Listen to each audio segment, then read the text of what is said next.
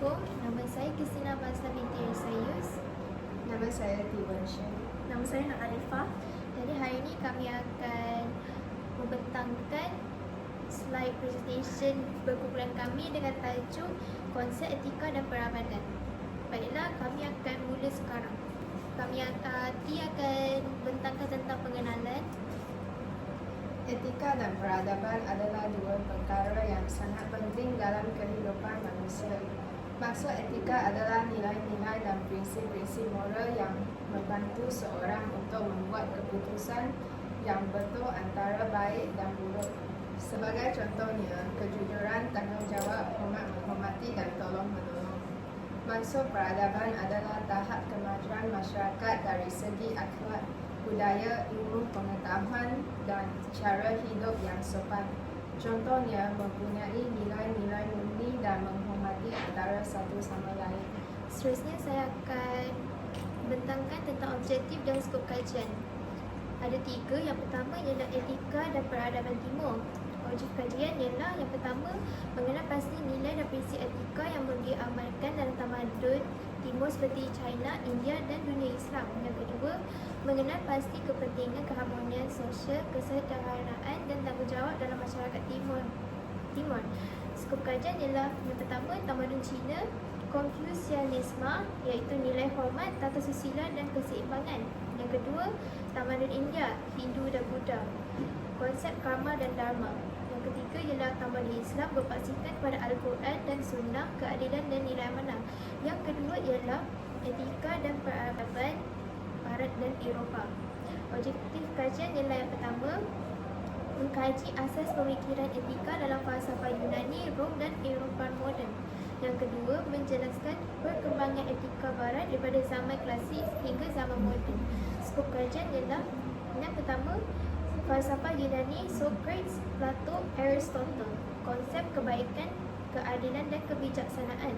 Yang kedua, zaman Kristian awal iaitu nilai kasih, pengampunan dan moral berasaskan ajaran Jesus. Yang ketiga, zaman pencerahan iaitu humanisme, kebebasan dan moral sekular berdasarkan logik serta keadilan sosial. Yang ketiga ialah etika dan peradaban berasaskan kepercayaan dan agama. Yang objektif kajian ialah yang pertama, menjelaskan prinsip etika yang berteraskan kepercayaan Tuhan dan ajaran agama. Yang kedua, mengenal pasti nilai-nilai sejagat seperti kejujuran, kasih sayang dan tanggungjawab dalam setiap agama. Skop kajian ialah yang pertama, Islam iaitu syariah, akhlak dan konsep ihsan sebagai panduan hidup. Yang kedua, Kristian iaitu ajaran kasih, keadilan dan pengampunan berdasarkan Bible. Yang ketiga ialah Hindu iaitu prinsip karma dan dharma dalam menentukan tindakan bermoral. Yang keempat, Buddha, jalan tengah dan empat kebenaran mulia iaitu Four Noble Truths.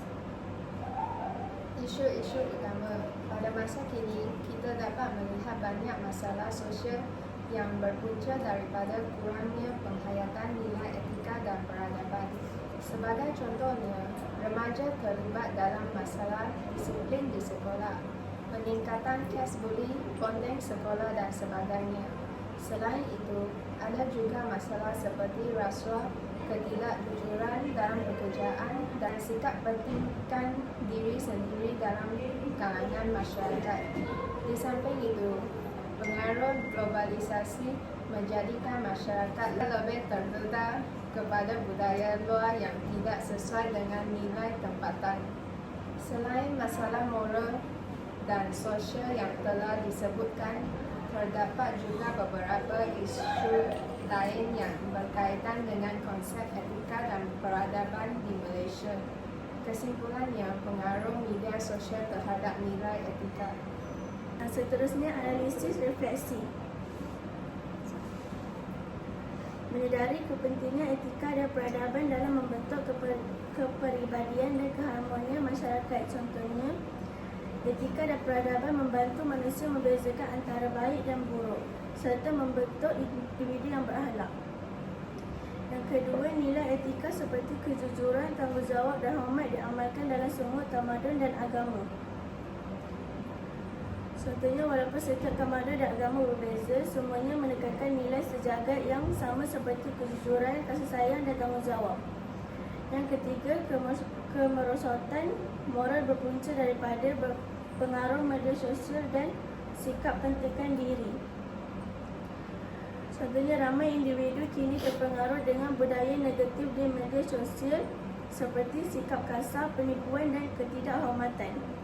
Yang keempat, pendidikan moral dan kesedaran sivil perlu diterapkan sejak kecil. Nilai etika harus diajar dari usia muda supaya menjadi kebiasaan dalam kehidupan seharian. Pendidikan yang baik dapat melahirkan generasi yang berdisiplin dan bertanggungjawab. Yang kelima, pengamalan nilai etika dan peradaban mampu melahirkan masyarakat maju, aman dan bersatu. Contohnya, apabila masyarakat mengamalkan nilai moral dan menghormati antara satu sama lain, negara akan lebih harmonis, stabil dan disegani di peringkat global. Kesimpulan, secara keseluruhannya, konsep etika dan peradaban memainkan peranan yang sangat penting dalam kehidupan manusia. Etika menjadi panduan untuk kita mengenal antara perkara yang betul dan salah, manakala peradaban menunjukkan tahap kemajuan sesebuah masyarakat dari segi akhlak, budaya dan cara hidup. Pada masa kini, kita dapat melihat pelbagai cabaran yang dihadapi oleh masyarakat dalam mengamalkan nilai etika dan peradaban.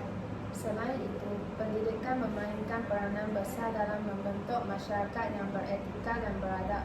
Akhir sekali, setiap individu juga perlu memainkan peranan masing-masing untuk mengamalkan nilai etika dan peradaban dalam kehidupan seharian. Baiklah, itu sahaja daripada kami. Terima kasih.